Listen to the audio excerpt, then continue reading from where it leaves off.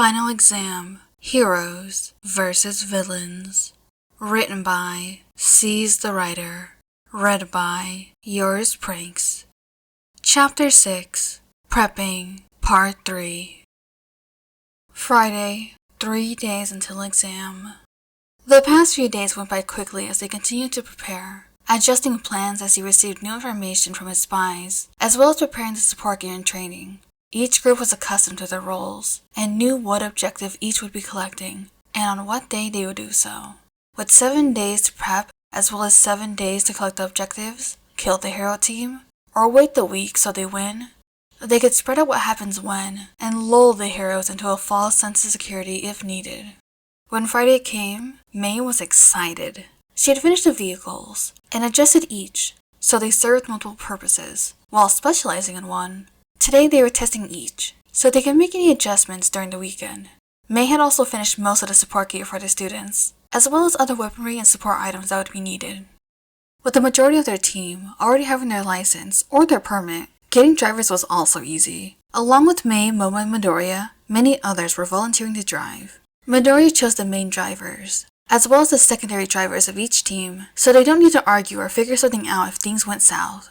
May was also able to hack into the cameras that were surrounding the battle site to find that prop cars were in the city. Doing a bit more digging allowed May to find that the cars were all donated to UA for this and were functional.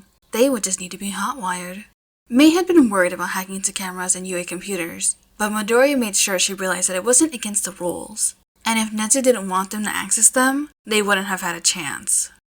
The testing went well. None of her babies blew up after being installed on the vehicles, which they were very thankful for since they didn't think they could get more cars before the exam. May had tested each of her babies during the process of putting them together, then again, before she installed them in the vehicles, so it wasn't a surprise when they worked like they were supposed to. Some problems occurred with the connection between the computers and the babies she made, but when she looked into them, they were quickly fixed.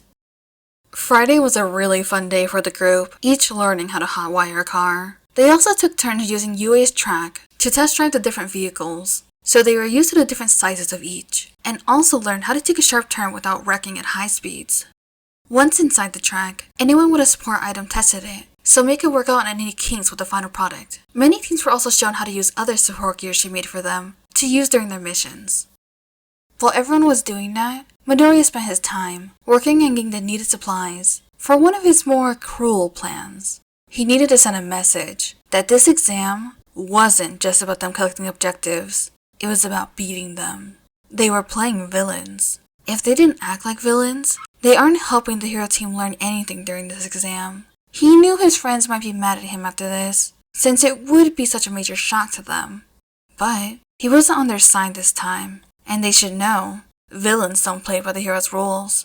If they did, they wouldn't be villains or criminals. As Midoriya worked on tying up loose ends, Yaoyorozu was handling the group, and making sure everyone was on task. Over the past few days, she had been spending more time with Midoriya, and noticed how strict he was when it came to keeping things on schedule. He said that if he could keep them on schedule during training, following his orders and following his plan during the exam would come easy. He was right, of course. Momo had been paying attention, not just to how strict he was, but how everyone respected him and his orders.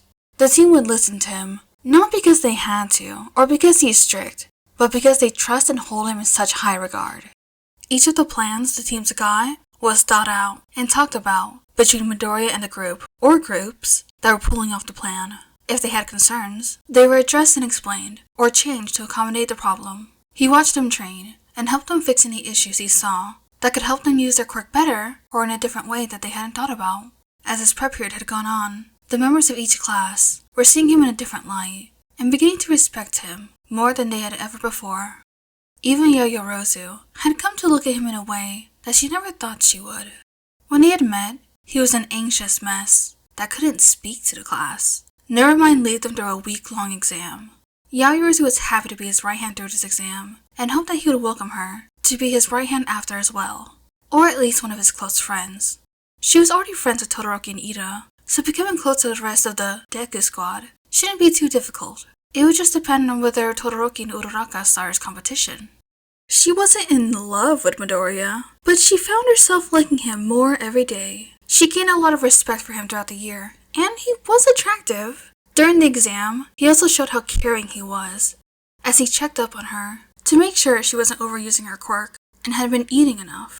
He also began to text her more outside of exam-related things, so she felt like even if they weren't in love, maybe one day they would be, and she wanted to see how things played out during this exam. Once Midori had finished the final preparation, he made his way back to room 221. He was impressed by everyone working on what they were supposed to be working on. After a year with Aizawa, he had picked up on a good enough glare to get others to listen when needed, and after such an enjoyable day, he expected he would need to use it. However, that wasn't the case. Yaoyorozu had everyone perfectly handled and on task. Midori was glad that she was growing more confident during the past few days. During the year, even after the exam with Todoroki, she was still lacking enough confidence to consistently control a room or speak her mind about plans her team made during practice. He had noticed that after one 4-on-4 training session against her, that she had a plan that would have worked well against the one he'd come up with, but she didn't speak up and suggest it to her team until after the match ended. "Good job, Yaoyorozu," he said, walking up behind her. Jumping at the sudden voice behind her, she turned around. "Don't scare me like that," she said as she punched his shoulder lightly. "Sorry about that. I didn't mean to. I don't know if you heard me, but good job with the team." Midoriya laughed at her reaction before letting his face relax into a kind smile. "What are you talking about?" Yaoyorozu questioned. The team? Good job. They're on task. I kinda thought they'd be a bit rowdy after today. Kinda like we are when we have an exciting activity on the schedule, or after we get back from a fun training session," Midori explained, hoping he cleared her confusion. "Oh, well, that's just because they all respect you so much."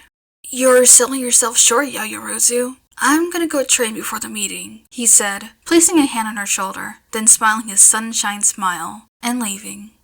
Deku finished another training session, and was glad he had made a new personal record squatting today. He figured he would keep on his track jacket. Since the last time he came into a room without it on, he seemed to make his classmates uncomfortable.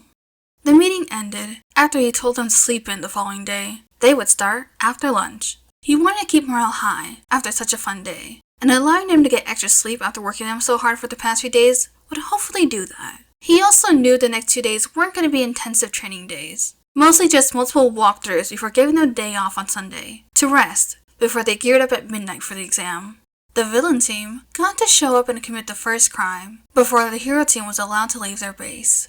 They wanted it to be realistic, and you don't call the heroes unless something happened, is happening, or there's suspicion that something's gonna happen.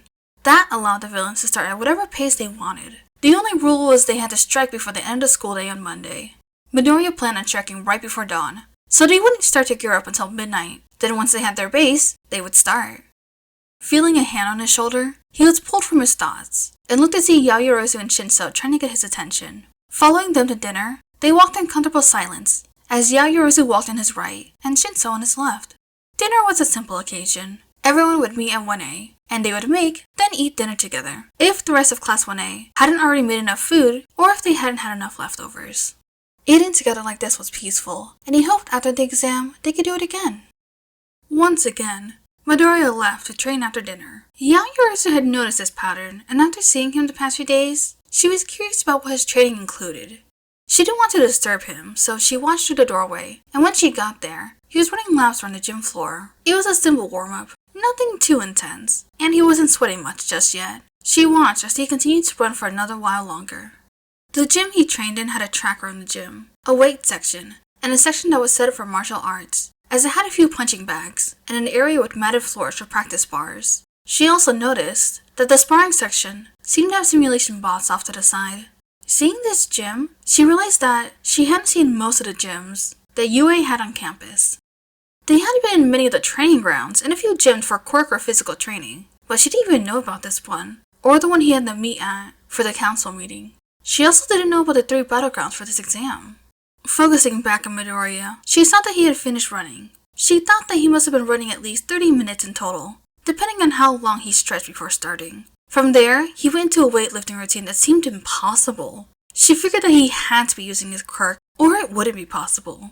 After about 45 minutes, his insane weightlifting session ended. For the next 15 minutes, he worked on different martial arts basics before moving to the mats.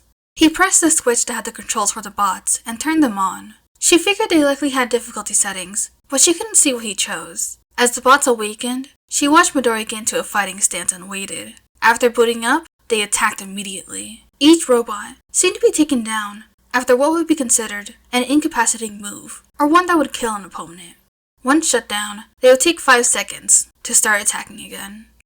Yaoyorozu didn't realize just how skilled he was when fighting, and it seemed his mix of multiple martial arts was suited for him perfectly. He spent 20 minutes doing this, and as he had each incapacitated, he turned the simulation off.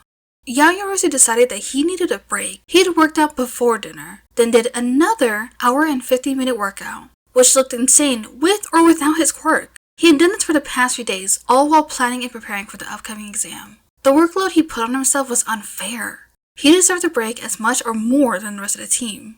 Yaoyorozu knew he was exhausted, since he had uncharacteristic bags under his eyes that she bet were from not getting enough sleep. After watching his workout, she decided she was going to get them to all take a break for Sunday, him included. Making her way back, she began to work on her plan.